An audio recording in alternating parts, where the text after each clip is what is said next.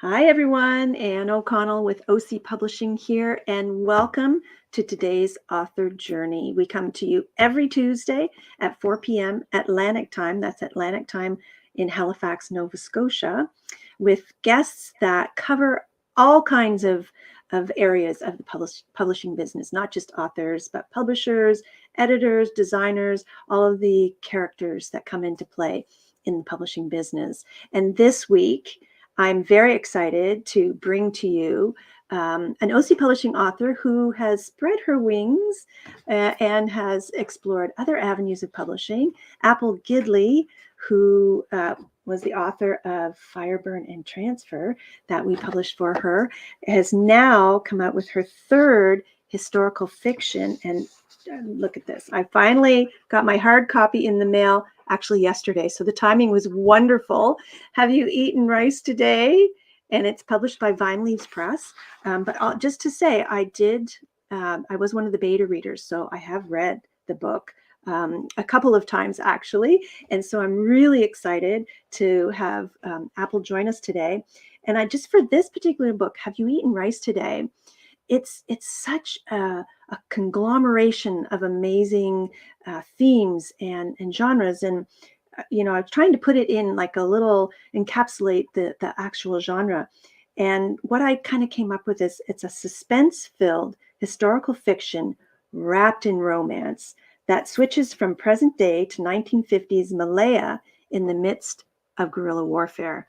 So if that doesn't grab you, I'm going to bring Apple up to tell you a little bit more about her new book, Have You Eaten Rice Today? And there she is. Yay! Welcome, welcome, Apple. Thank you, Anne, for having me.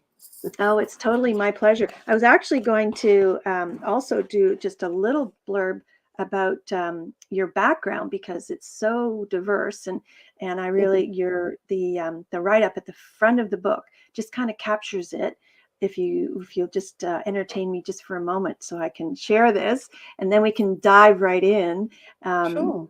Your transient life has seen Anglo-Australian Apple Gidley live in countries as diverse as Trinidad and Thailand, Nigeria and the Netherlands, and another 8 in between. St. Croix in the U.S. Virgin Islands is home for now. Her roles have been varied: editor, intercultural trainer for multinational corporations, British Honorary Consul to Equatorial Guinea, among others. Gidley started writing in 2010 and is now working on a contemporary novel whilst researching for 2 more historical fiction books. She has short stories in anthologies and also writes a regular blog, A Broad View, which I highly recommend. And just before I forget to do this, I'm just going to show your website just in case as we're chatting, people want to check you out and look at all of the amazing books you've written. And you also, even prior to writing historical fiction, you had another book called Expat Life Slice by Slice, which is how we met, correct? Through our That's mutual right, yes. publisher. So That's I'm right. just going to take a breath now and let you say hello and talk about how it's going with this latest book. Oh, okay. Well, thank you. And thank you for reading that. It makes me sound far more interesting than I am. I've just been very lucky to have, had an opportunity to live in all these places. And going back to the expatriate life theme, I suppose, is that I truly believe that to live a good expatriate life, you need to learn a little of the culture and the history of the country that you happen to be a guest in. And I think that's the other really important thing, to always remember that you are a guest in someone else's country. And that's really how Have You Eaten Rice Today came about, in that as a child, I lived in Malaysia, as it was then in the 60s, it became Malaysia at independence. And the history fascinated me, and I had a familial history there as well with my parents. And this is a book that I've been wanting to write a long time. So it is not my parents' story, but I was very fortunate in that I had my father's papers for research. And the book is actually dedicated to my father in memoriam, and a family friend of ours, who was also in Malaya in the 50s. And so I was very fortunate to have Jack's papers as well as my father's, which was the most wonderful, resource for me. And what it's so nice to sort of have your hands on that archival material that Mm. is connected to you personally. Like, how cool is that? It was I, wonderful. And I then I love it. happened to mention to an uncle by marriage that I was writing this book, and he says, "Oh my goodness, I was one of the last British Army conscripts to go out to Malaya." Oh, So wow. there's actually a story in the book about the Suez Canal, which is absolutely verbatim true, that my uncle Robert Dick Reed told me. So that was another. It's amazing when you start talking to people about what you're writing about. They say, "Oh, I know someone who was there," and then you get this wonderful sort of firsthand um, background for your Yeah. story. Oh, it's an So and Malaysia is such an amazing place. I have spent some yeah. time there, Mm, in the main city and also in Penang, and mm, just the the vibrant, like the energy is just it's so hard to describe, but mm, you have captured it so beautifully in this book. Although even though I was on the island and I feel like I might have trudged through the odd jungle, it's a mm. different jungle today, isn't it? It is. It is Like very different. Yeah. talk a I little mean, bit about the storyline and sort of the okay. part the jungle So played. the storyline is a British planter, rubber planter, who was there before the war, and then during the Second World War, and then during the war, he was there. He became part of a clandestine operation called Force 146, and as after the war, he went back. He couldn't settle down back in the UK, so he went back to Malaya again as a rubber planter. And after the war, the communists, the Chinese who had helped the British against the Japanese, then turned against the British because the British were not coming through with promises made about the rapidity to independence and also granting Chinese actual full citizenship in Malaya. Hmm. And so then you had this communist insurgency. Then, because we need to have a love interest, there's an Australian nurse who comes out to Malaya to set up a rural clinic in a place called Raub, which is in Pahang. And these two characters meet, and then they start writing themselves. So it was great fun to write. And as you said, Anne, it's in the past, but then we jump to 2010, and the next or two generations, the grandson and the granddaughter of this initial couple, Simon and Dee, come into the story as well. Hmm.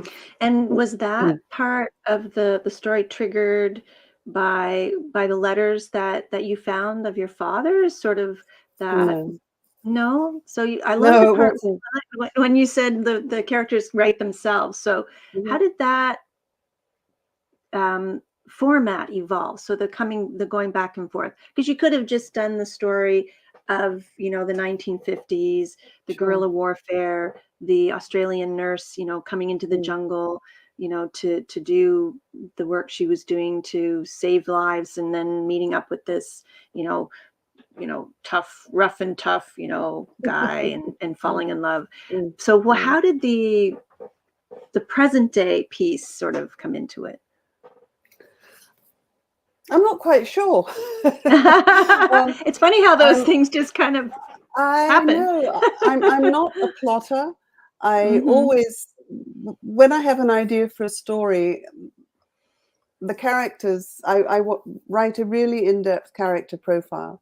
Hmm. Um, and because the story took place in the 1950s, the initial part of the story took place in the 1950s, I was thinking, well, it would be kind of fun to tell the story um, from a young man's perspective as well, a young man today. Hmm. Uh, and that sort of triggered the thought of, oh, well, I could have a grandson telling it. Because then when you Hmm. look at the ages, if I just had his daughter tell the story, Hmm. that would have also been another step removed. Whereas if I had Hmm. someone current telling the Hmm. story, it makes it more relevant, I think, to a young, not just, I don't write for an audience, but it makes it more relevant for people today. So I I suppose love that's how that. it came about. I love Um, that. And I want to say hi to the folks who are watching. mm, Lana, hi. She says hi, ladies. And Cindy Tingley says hi, Ann and Apple. Absolutely Hi. loved Fireburn. So you've got some fans out there. Yay. So, and that's interesting how things evolve. And you say you're not a plotter, and neither am I. Mm. And for those who aren't familiar with those terms, plotters and pantsers, it's kind of the two very loose categories of writers. And if you look at Yeah. the extremes, one has a very methodical approach and has to have the chapter outline and the plot line all lined up before they sit down and write. And those of us who are pantsers just kind of have a sort of an idea for a story and just start, like you said, some people start, developing the characters, and I like to write scenes. So I'll have a scene Oh, in my mind and write it, and then other things kind of fold into it. okay. Um, Okay. so I read a very, very early version of Have You Eaten Rice Today? Mm-hmm. Way, way, way back. And Mm. then you had kind of sort of shelved it. And then when you brought it back and decided you were going to, explore other publishing options, and Vine Leaves came to the table, which is wonderful. We love Jessica. I need to have Jessica on to Yeah, chat that would about be a good idea. Vine Leaves. Wouldn't that be fun? Yeah, and Yeah. also to talk about book covers, because I mean her latest book Yes. is fabulous about designing About book book covers. covers. That would be a really Yes, good one. Yeah. that's a great Yeah. idea. Yeah. Yeah. And I think it was in that process that when you started sort of the rewrite, that the grandson came to be, if I'm not mistaken. Yeah, he was sort of trickling along in there initially, and then I Hmm. gave him a larger Bigger role. role. Yeah. And then to balance him, I brought Dee, the Australian nurse's granddaughter, into the Yeah. story, and That was great. that was fun to write. Yes, it really was fun to write, and I loved those four characters. Well, actually, I loved all the characters. They were, yeah, it was good fun to write. It Mm. is a lot of fun. And what's the response been so Good. far? Yeah. Yeah. I had a book launch. I was recently in Australia, and I had a book Hmm. launch there, which went really well, Hmm. and spoke at a couple of book clubs there. And then Hmm. there's a book signing here. Nice Hmm. reviews coming up. Yay, reviews Oh, sell oh, books. love. Well, and that's really it's because that kind of segues into the next thing I wanted to sort Hmm. of, unpack with you is the whole marketing piece of it. So now this is your fifth book, Fifth book, yeah. fifth book, Hmm. and of course, you know, the books that you've written are pretty much evergreen. There's no old, and like old is new and new is old, Yeah, there's and no you sort of want sell by date, I don't think. no, exactly. And you Yeah. want when people find Have You Eaten Rice Today? Once you find an author that you really love, you're always looking for their next book. And Mm. people who have not read Fire, Burn, and Transfer hopefully will be drawn to that. But the marketing never ends. And Mm. you talk about reviews, which we love. Everybody review. Mhm. Um, I had a quick look at your Amazon page today, and there's like 13 reviews already. So Mm. talk a little bit about how you encourage people to review, or have those things happen organically, or what's your advice? Oh, golly, I think it's a bit of both. Yeah. I mean, the month before, as you know, Anne, before a book is published, is when you've really got to be pushing it, and Mhm. um, you put it up on various websites where people can get hold of the book to read before it's actually released. Mhm. And they promise the world, and they promise reviews on Goodreads and Amazon, and sometimes they come through, and oftentimes they don't. But that's Mhm. just one of the risks you have to take. Mhm. And then it's just hard slog, right? Trying to get reviewers in the newspapers and things, which is almost impossible, I find, because I'm not a name, But Mhm. how do you become a name without getting the reviews? It's tough. But I was actually asked to write a guest blog for a woman called Linda Hill. I don't know if you deal with her through. Mm. She does quite a lot of book reviews in the The UK, name's familiar. particularly. I have to write that Yeah, down. yeah. And so she asked me to write a guest blog, and so I did, and I called it. I'd remembered an interview by Terry Wogan, who was a chap on radio in England, very well known in England, and he interviewed Rosamund Pilcher of The Shell Seekers and books like that. And he said, "What does it feel like to be an overnight success?" And she said, "It's taken me 45 years to become an overnight success." And that's true, it's just slog, slog, slog. And then hopefully at some stage, you just have to keep at it. Keep asking for reviews, keep doing interviews. Thank you for this one. Press, Oh, pleasure. podcasts, radio. I did a radio interview when I was in Australia, which was great fun. And it's all just getting your name out there. And I think the biggest thing, in fact, it was Joe Parfit who, published your first book and my first book with Summertime Publishing, who said you have to stop thinking of yourself as a person, but you become a product. Yeah. And your book is a product and you're a product. And so exactly. That has sort of helped me a little bit, because no one likes saying, "Oh, yay, look at me." I don't find that easy. No. So if I can sort of think, no, okay, this is a book, I'm the product, it sort of helps me a little bit. Does it get it? So a lot of authors, and me included, it's when you first let it go into the wide world, like you kind of take a step back and want to like kind of hide behind the desk a little bit and hope and pray that somebody likes it, right? And so it, like, every time, like, do you ever get over that feeling? Well, I haven't yet.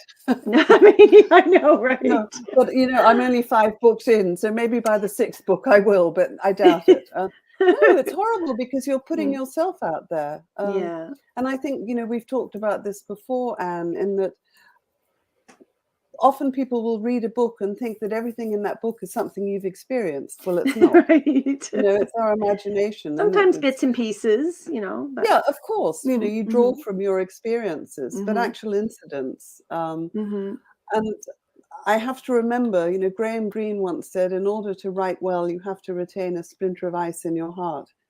And that means that you have to take a step back and recognize that some people will think this dreadful thing has happened to you, or this wonderful thing has happened to you, when in fact neither of them have. And so you have to distance yourself a little bit sometimes. And I find that helpful when a book does first come out. I think, okay, I just have to take a step back, and some people will like it and some people will hate it.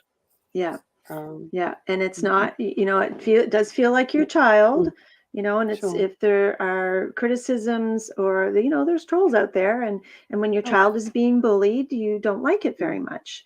But one of the things that I always say, and that I live by as well, is do not respond, do not try and defend or counter. Don't because it's there, even if if it's not necessarily a troll, but somebody who didn't particularly like it, because not everybody is going to, and gives you a 1 star. That hurts, but they have that right to dislike or love, so you also, it gives you a little more realism, if if your book's on Amazon or Goodreads, and there's a variety of feedback, from the 1s to 5s. And you just hope that people will read the reviews and make their own decisions. So, but reviews are really important. And sometimes, even if somebody comes out with a criticism, it piques somebody else's interest and go, maybe I should look, further into this. But I think it's important also, when there is a criticism, is that it's good to read it, because sometimes there might actually be a kernel of truth in it, or you think, I didn't think of that. Okay, so you learn from it. So you learn from both good and bad criticism. Yeah, it's painful, but you can't be a writer unless you're going to get a tough skin, because you get so many rejections that you just have to toughen up a bit. Nobody likes it, but unless you're incredibly fortunate, and it's just hard slog sometimes. It is. But we do it because we love it. We do it because we love it, absolutely, and we've said that time and time again. And you will always write. I will try and get back to writing, but I will always publish. I love the publishing process. So speaking of the publishing process, as we know, there are all kinds of opportunities available, which is a wonderful thing. You've done the full range, because Yes. Crucian Fusion was a Mm, self. So you've got mm, traditional publishing, a couple. You've done the hybrid publishing with me. You've done the mm, self-publishing. mm. So talk a little bit about, for those who are kind of thinking about exploring the traditional route, how did you find Vine Leaves Press, and what was that process like? It couldn't have been easier. Good. It Well, really was lovely.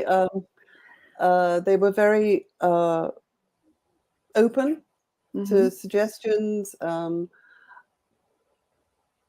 but at the same time, you have to recognize that they're professionals and they know hmm what, with the cover, for example, they know what sells. Jessica does. Jessica Bell, hmm who is hmm their main cover designer and also the hmm publisher, has an amazing ability to grab hmm um, the the reader. elements. Yeah. Yeah. And Yeah. if the cover doesn't grab you, then people are not going to pick the book up. hmm So, and that process was great. I was very fortunate. I have been incredibly fortunate with all my editors, through OC Publishing and Summertime and also Vine Leaves. It was Melanie Faith uh, At with Vine Vine Leaves Leaves. Press, hmm who was wonderful. hmm But and again, it's a bit like when you take review criticisms, you have to be able to take a step back when your book goes through the editing process, the Yes. Yeah. developmental edit, particularly, Yeah. because they're professional, and I hmm learnt that actually through you and through Summertime, that hmm if you can justify something, then the editor will probably normally say, yeah, all right. Yeah. Yeah. But there are times when they do know best. I mean, hmm in Have You Eaten Rice Today, I think one of the things I loved most about the editor was that she had this unerring ability to look at a chapter and say, okay, I think you need to swap that paragraph around and start with that, lead with that, it grabs you. And then when I read it Nice. the way she'd done it, I thought, ah, of Yeah. course. Why didn't I Yeah. see that? And that's Yeah. when fresh Well, you're too eyes, close to it. Yes. exactly, yeah. You're And in the that's when fresh weeds. eyes coming in Yeah. makes such a difference. Yeah. It's a So huge it difference. was the whole process really was lovely with Vine Leaves, as I Excellent. have to say it was with OC Publishing. Oh, thank you very I've much. been, yeah, no, I've been I'll take really, really fortunate. that. Absolutely, because I've been really, really fortunate. It's been it's been a You ride. can't help but hear horror stories from people who've used hybrid publishing and traditional hmm publishing, and it hmm hasn't gone well. I have been Hasn't gone very, well. very lucky. hmm So, Well, and how did you find Vine Leaves? And I don't remember how you found Summertime, but there's a whole research that goes behind that, and oh it's yeah, really yeah, important if somebody is out there thinking about different publishing options to mm, make sure that before you send an inquiry, that you look and see the type of books that publisher mm, actually publishes. And yeah, even for me, I mean, there are lots of sort of vanity presses out there who will mhm, publish anything. If you send mhm, them the check, they publish your book. mhm, My parameters are a bit narrower, and mhm, I do have a vetting process. And there was an interview that I listened to the other day of one of our authors, and at the end, the interviewer took a moment to sort of reflect, and he talked a lot about hybrid publishing and delved into OC publishing. And I was a little nervous at first, but he went looking for red flags and he didn't find any. And I take a mhm. lot of pride in transparency and Yeah, you you know should. so. But the long way around of saying you have to do your due diligence and you have to Yes, do the research and find out, yeah, and make sure that if it is a pay to publish model, that you're going to get what you're promised and you're going to get mm, bang for your buck. So, yeah, but also absolutely. know upfront that the process can be costly because there's a Mhm. lot of moving parts and a lot of people Sure, involved. So that's my sure, soapbox. sure. Yeah, no, and you're absolutely right. You have to do your research. hmm And finding Vine Leaves Press, I can't actually remember where I first heard the name, but I was doing so much research into small publishing hmm houses, traditional hmm publishing houses. hmm Um, and as I said in the book, there's an Australian character, and I thought, oh, I saw that Jessica Bell is Australian. I thought, oh, there's a Originally. connection. Mm-hmm. Yeah, Mm-hmm. and then their tagline, I can't remember, a nomad publisher. And Mm. I thought, I You like like, that because I I'm a consider myself, nomad. Right. exactly, I'm a global Yes. nomad. And Yeah. I really liked that idea. And then I Mm-hmm. looked at Vine Leaves Press list of authors, and Mm-hmm. they were global. Mm-hmm. And that appealed to me as well. And I thought, oh, well, Mm-hmm. I've got a chance, you know. Mm-hmm. So, you know, you write your letter, and I was very fortunate in that they, Yeah. you know, picked me up. Yeah. And she's an And author as well. she She's an is, yes. author and Yeah, songwriter, and so she really yeah, does understand the process. And when you absolutely. told Yeah. me that you were going with Vine Leaves Press, I was really thrilled because I Thank you. knew Jessica sort of virtually from way Mm, back, mm. when she was one of the first bloggers that I worked with on a tour for my first book, I think it was. Okay, And so we kept in touch like virtually, but I've never sure. met her in person. But Mm, one of these days, hopefully.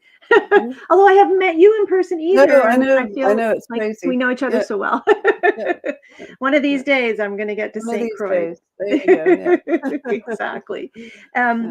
So, what are you working on now? Because I've I just know finished it's the first. something.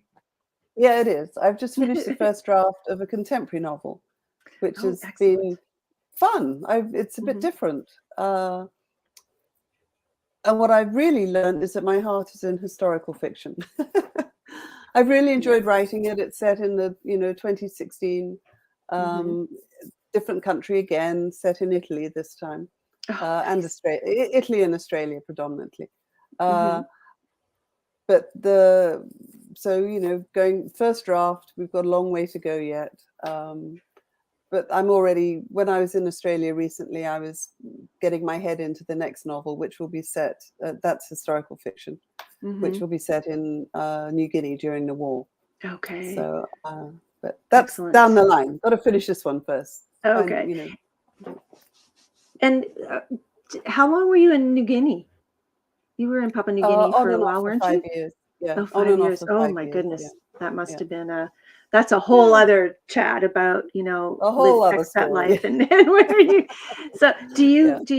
have you always set your books in places that you've lived? Yeah.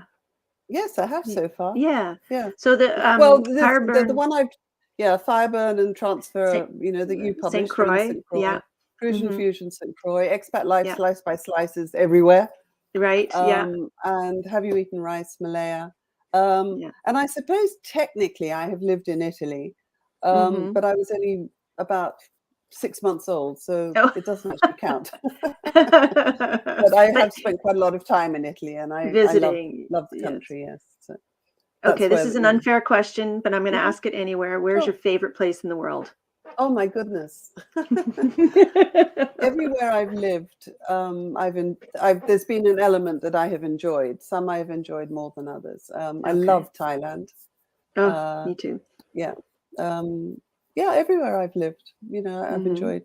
And sometimes the harder the posting, the closer the friendships that are formed. It was certainly True. the way in Equatorial Guinea.